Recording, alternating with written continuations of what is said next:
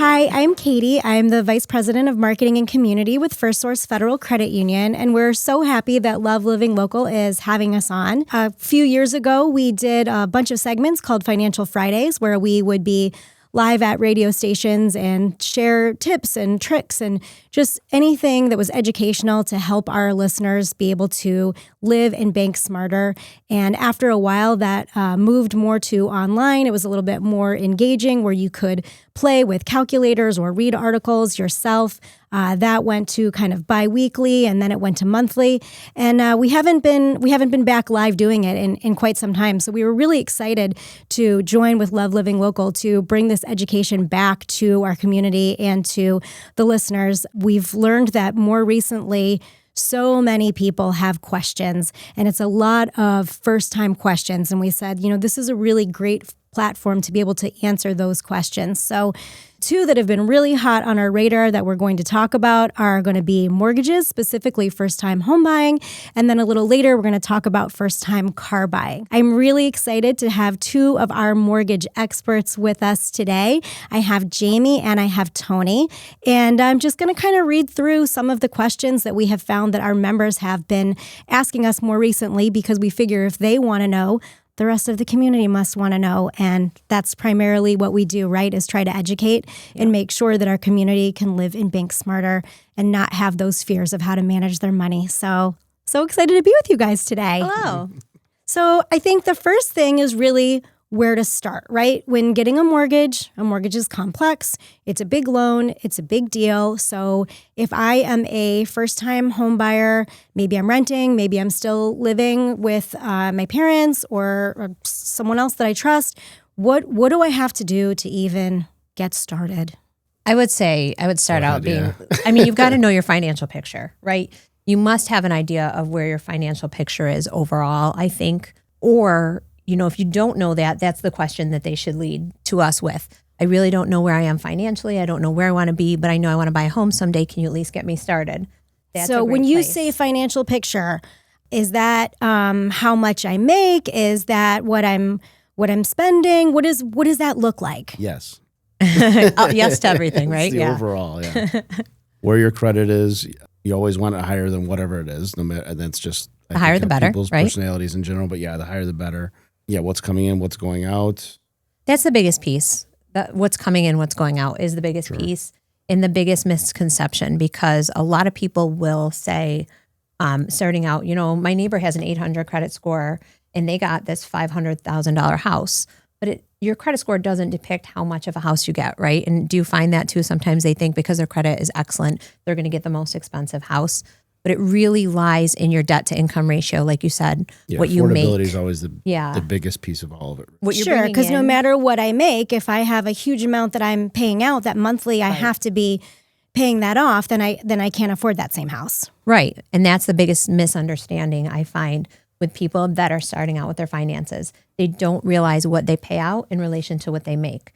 So that's the biggest piece of knowing your financial stability, is knowing what you really have coming in and what's going out. Wouldn't you say that's a big challenge? Oh yeah, with everybody. One of the first pieces after a conversation, I'll email the member. One of the attachments always is a budget worksheet, so that they can, at their free time, so you'll help me through that. Go through and look through and take your time and kind of on their own go, oh wow, okay, this is what I have left over. I need it to be this, and they can take a kind of a hard look at. And that's a great exercise, right? Yeah, because a lot of people really don't know until they put it on paper and realize how much they're spending that they maybe don't need to. Where can they cut those costs? Is there a specific percentage that you're looking for? So when you say that money coming in versus that money coming out, and that you want it in a quote unquote good place, what does that look like? Is there a percentage that you're looking for? Yeah, there is. I'm trying to figure out how to explain There's like it, a line though, complicated. right? Because there's different mortgage products, and each mortgage product will depict how much. But I always tell people between 40, you don't want to go above between 40 and 50%. Depending on what kind of product you have. And that also kind of depends, don't you think, in what stage of life you're at too? Well, sure, yeah, because your expenses will be... They'll be greater as you go on, like if you have a family. And because if someone's coming to us and they just got engaged, they're going to buy a house together, which is so exciting. You don't want to coach them to go up to 45 or 50% of their debts versus their income overall. because, they maybe want to have a family. They maybe need new cars, stuff like that. So you never want to coach someone to be their max. I would say someone in their, mid 40s that kind of has their life already mapped out, they're okay to go to their max because they kind of know where their budget is, right? Not, that you want to, again, coach someone to go to their max, but they have that flexibility. And where an FHA will go up to a 50%, but a conventional will only go, where do you usually stick around for conventional? Within under 50. Yeah. So you work with each individual member and say, let's talk about your picture. Let's talk about your stage of life. Let's look at what affordability means to you, versus someone else, versus that neighbor, right? So that's great. And you just hit upon, you said there's different mortgage products. So again, mortgages are complicated. There's a lot of acronyms, but maybe you could go through and just explain kind of the main different mortgage types, and then First Source's programs, and really what we do that sets us apart to help that first-time home buyer, because we do have specific programs for those people trying to get in that first house. Yeah, the biggest misconception that I see with first-time homebuyers is that they all think they want to go FHA. So we'll start with one of the big acronyms. FHA is not first-time homebuyer. It is Federal Housing Authority. Myth debunked. Yeah. I myself, before I started this job, I think probably thought the same thing. I think everyone does, yeah. It is a lower down payment minimum product, so that's why a lot of first-time homebuyers would typically go that route, because they don't need as much up front. But we do now have something a little more specific to first-time homebuyers called Home Sweet Home, which offers very similar down payment, actually slightly lower minimum down payment, along with the same amount of like seller concessions, which basically a lot of explaining the mortgage world. Seller concessions means basically for that house, the seller decides to take a little less money from you, but you still take the loan out for the full amount, so you can use that amount to take care of some of your closing costs, which is your taxes and can I jump in on that? That's like the only way, a seller concession that we know of at First Source at least, is the only way to roll in a closing cost. People will be like, well, I'm going to roll in my closing costs. You only have that capability if the seller gives you that capability in a concession. And that's another misconception that we just want to let people know is you have to get that seller's permission to roll it in, so to speak. And it stinks, but if, with the right working, it could work. And that's where your realtor comes into play, and your realtor will help you with that as well. Oh, good. So I was just going to ask that, who asks for that seller concession? That's so that's your realtor. Thing, yeah. Okay. We don't handle. We can put it in the numbers and make the math work, but we don't get involved in the negotiation between seller and buyer. Yeah, first time home. That's really the only main product, but mortgages are hard in the beginning if it's very early. If we're just talking, I don't know where I'm going. You tell me. That's what everything's. Here's what I make. Here's my credit score. All right, what do I get? And because mortgages they're like a fingerprint. Every one I've come across is different than the last one. And it's a big puzzle. You move the variables around, and it's a whole nother mortgage product that will fit. So you don't know till you get you have to totally get in the middle of it what really fits. So but that's good that we have those options, and that we Yes. sit down with the member to really try to understand what they are looking for. And when they come to you and say, I don't know, I'm assuming that there are some guidelines that we give them, since we can't necessarily make that decision for them. Right. But like you said, with the budget worksheet, and there's certain things that we may recommend and then say, come back with us or talk with your realtor about this or that. I think people do know kind of what they're dreaming for or what they're hoping for, right? And then we just work with them to make sure that that credit score is where it needs to be. I know that in the past, Jamie's given me a great list of don'ts. So maybe you can share that when it's time to go ahead and get pre-approved or take out that mortgage. There's some certain things that you should not do right away. If you could share that would be great. Don't change your job is like huge. I understand if you're getting a promotion, you're at the same company, that's not going to change things. But a lot of people will be like, well, I really want to get this new job. Well, hold off. Let's get a little bit more information. And we can still work around a lot of things. Even the don't list we put out there to be safe. There's a lot of things that can be worked around, but some that can't. So tell me why wouldn't I want to get a new job? So if someone gets a new job, depending on how it is. So if you're going from, you've been self-employed for 20 years and now you want to take a job in a new field, you go from a completely different field of work. So you go from self-employed, where we're counting on your W-2s and your 1099s that may come in, or your taxes, to now we have to go to W-2s, but there's no 2-year history. So that's a huge thing. You have to have a 2-year history of your work history so they can see how your money's coming in. if you're going from, say you're going from like Wynn Hospital to Oneida Hospital, that something like that is okay because you're maybe getting Same field. Yeah, same field. You're maybe getting a promotion. So we just prefer no job changes. It doesn't mean they can't be worked around. It's just easier for the member and the borrower if they don't. That's just the biggest one I've come into play recently. Don't quit. Quit your job before you're close. Yeah, don't quit your job. No matter how close you are to closing, they will call your work the day before you close to make sure you're still there. And we've had a couple of people that were burned by that rule. So that's why that's probably our number one. Okay, that's good to know. I feel like a lot of people might not know that. Yeah. What else? I think you've mentioned in the past, like, don't get all excited and get all your new furnishings yet. Can you explain why? Yeah, that kind of goes along with anything. Just don't take on any new loans or basically hit your credit for loans at lines of credit, furniture stores, or even just a new car because you want a new car. Because that impacts your credit score, obviously, getting that, because they do check that again to make sure everything looks good still. Also, is going to change your debt to income completely because now there's a new payment. The furniture one specifically, or appliances, you get excited, and before you close, because you want to have it ready, but now you've got this huge line of credit out there because you had to furnish a house and put a new stove, a new refrigerator. Now your debt to income is way off, and everything's got to be looked at again. It could, at the very least, it's going to hold things up.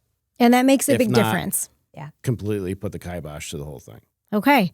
So I think that's probably a pretty important takeaway that you wouldn't think about up front when it comes to buying a house. Keys in hand before you change anything. Perfect. Tell me all about just affordability. I mean, I know that there are times that people are really hemming and hawing between renting versus buying a home. What are the difference in payments and maybe the pros and cons between each? Why might someone actually not want to buy a home? Why might they want to stay and rent? I think that's each individual person, though, right? There's so many different reasons.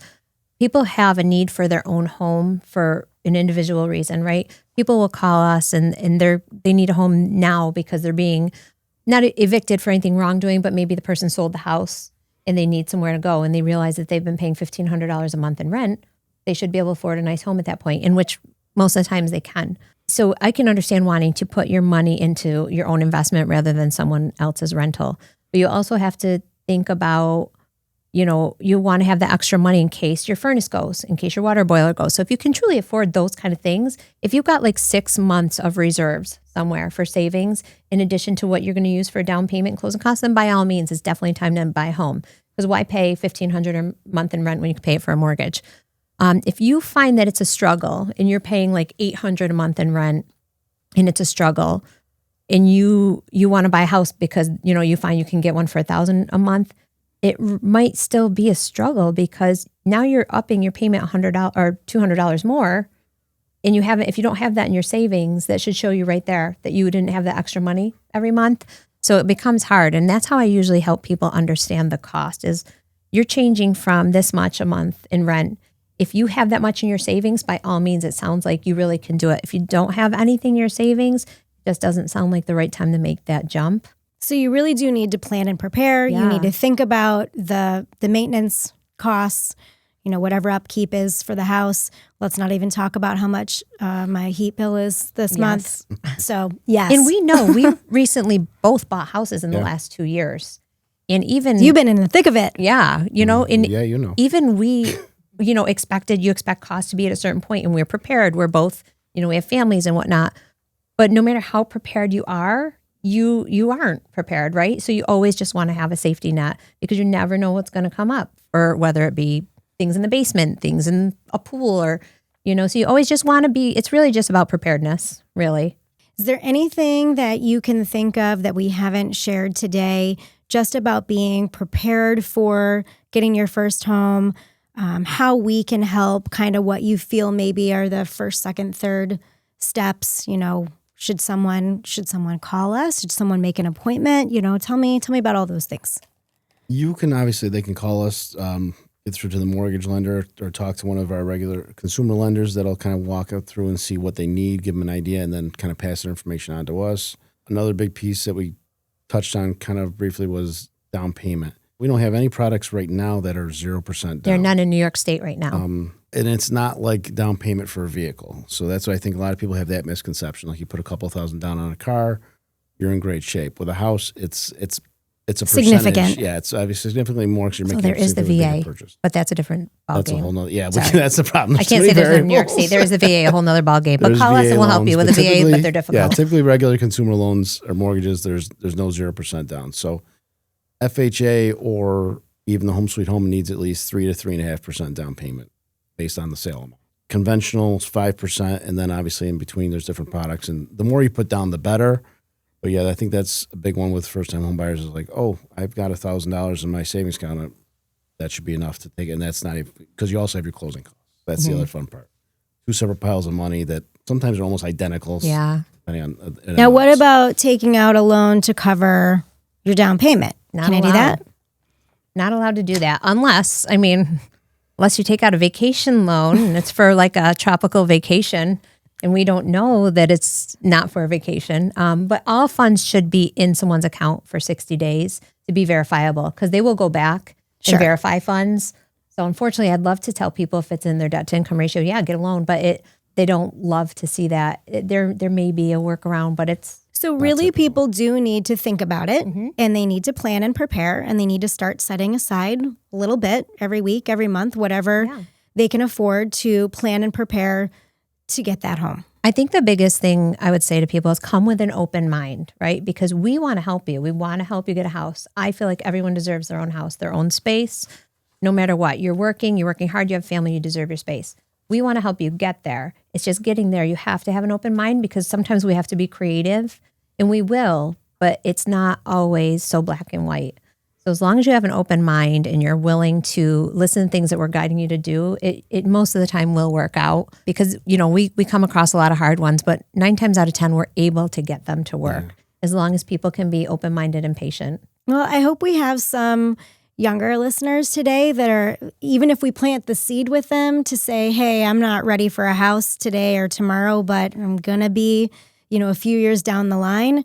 Now I know that I kind of need to be thinking about that today, even though I'm not quite ready yet. Don't go to Zillow before you know where your finances are, right? Yeah, that's a piece. One of the things that one of our counterparts kind of said too that I like the way he phrased it is we're not really going to ever give you a no. Sometimes it's just a not right now. And we'll try to do our best to guide you if it's not right now, what you need to do to get to the next step. So next time it is a yes. Those are the most satisfactory for us is helping someone through a year even. Yeah, when they come back. They couldn't get there at first, and then after a year they got there. That's awesome. We love that. That's great. Anything else? We could talk for 2 hours about mortgages. And not cover every All right, piece we won't bore possible everybody topic. with that. I guess I just wanted to add then, as we're kind of closing up, that we do have a Community Heroes consumer loan program. So our mortgages fall into that, which is really nice because that means there's a few extra perks if you work in one of the fields of those kind of frontline workers and first responders. So those are folks that are in education, in healthcare.